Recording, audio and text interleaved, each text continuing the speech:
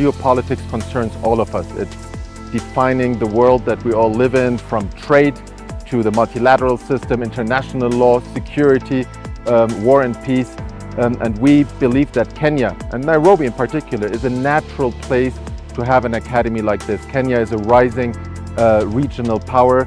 It's a hub in the global south and Africa for international diplomacy, and it is a country that will benefit from strengthening geopolitical literacy. This is the main goal of this activity of this academy, to strengthen geopolitical literacy and to strengthen the dialogue between actors from Kenya and Germany. No, I think Nairobi is a multilateral hub and a regional hub. It's the entry point for the whole East African region. And since independence, also Kenya was an open market economy and a strong voice also within the global south. So I think Kenya is a key partner in Africa, one of the strong countries, one of the strongest economies, one of the strong innovators, very strong also on the multilateral field. So in this regard, it's a strategic choice also for Germany to engage with Kenya. We are here to ask the most important question. Why should we discuss the topic of geopolitics? And first, what is geopolitics? What do you understand under it? It's a very loaded term, so we first need to conceptualize a little bit. What do you understand under the term of geopolitics? And then second, why should we study it in 2026? Isn't it something of the past? Is it something that is particularly relevant nowadays? I feel whenever I open Twitter that it is pretty relevant, but let's hear from you. How do we make the point that geopolitics matters in your daily life?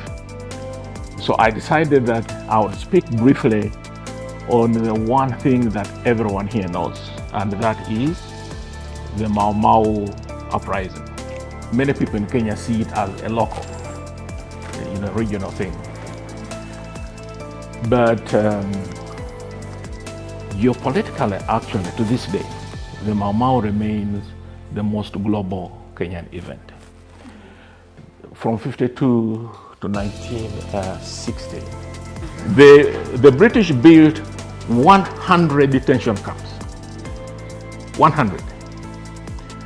It was the largest concentration of detention camps for a regional insurgency in imperial history, and remains to this day. And all that was for, do you know how many deaths of settlers there were in 8 years? It was about 8 a year. There were only 32 deaths for all that period. So why did the British react that way, in such an extreme way, to what was essentially a regional conflict?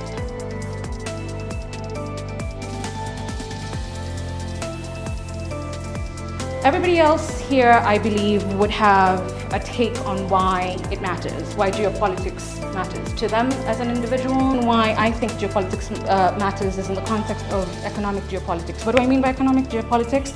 Case in point, what we're experiencing today in Kenya with the rising fuel prices, the debt repayment, the infrastructure, with the different projects that Kenya, for example, as a country has with the US in building the roads, or in China as well with building certain roads around and within Kenya, and then the different trade routes in the case point of, I guess, I would argue for China and the US as trade giants to an extent.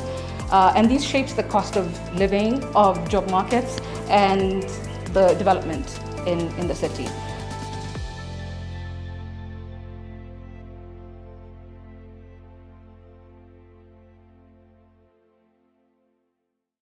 The central problem that we try to solve is that most people know how to analyze geopolitics, but they don't know how to think about geopolitics in terms of future developments. So at the heart of this program is a simulation where we do precisely that. We have a predictive element to it, where the world is heading. And so decision makers can say, where should we or how should we act, and what will the world be most likely looking like? And based on these two assumptions, they can actually take actions and not just analyze what has been in the past.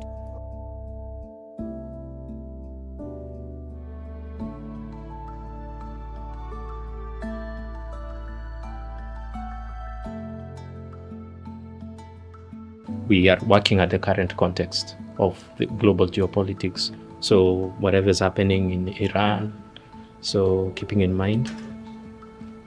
Yeah, to protect ourselves, and that will give us leverage to defend ourselves. Yeah.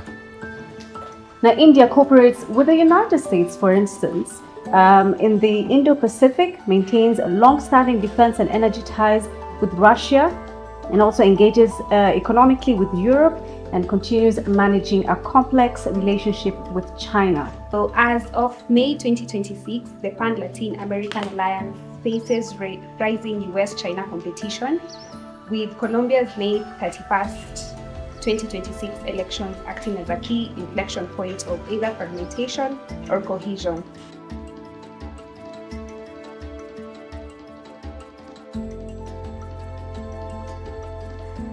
Overall experience, very eye-opening. I think especially the simulation that we did, it was my first time. I was representing India, a country that I think from an African perspective seems a bit far. But when I looked at it and I understand its history and how they do things, it has really opened my eyes to how countries deal with situations and issues. Also from some of the conversations that we've had, I've seen how difficult it is for Africa to kind of defend itself on global stages. So it has given me a different perspective into how I do my content and how we critically need to examine the kind of work we do as journalists.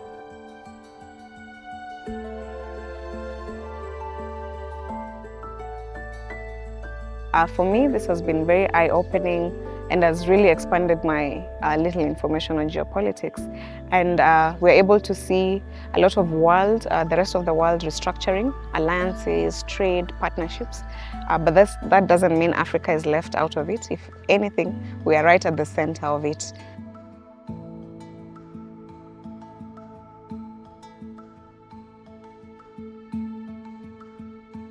What I would say I would do differently, or rather more efficiently, I think is to approach my work from a more informed, a more global perspective.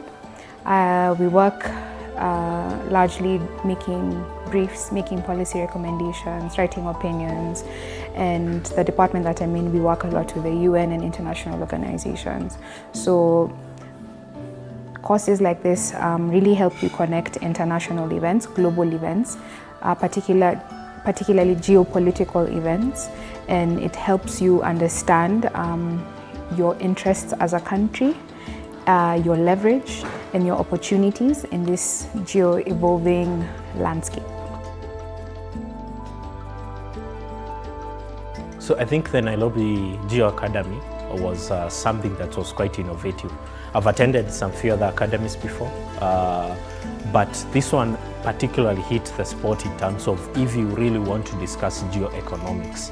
I think geoeconomics became the centerpiece, not just because of what's happening right now with this, the current Strait of Hormuz, but then because of what's happening right now, the current economic situation, geoeconomics is at the center play.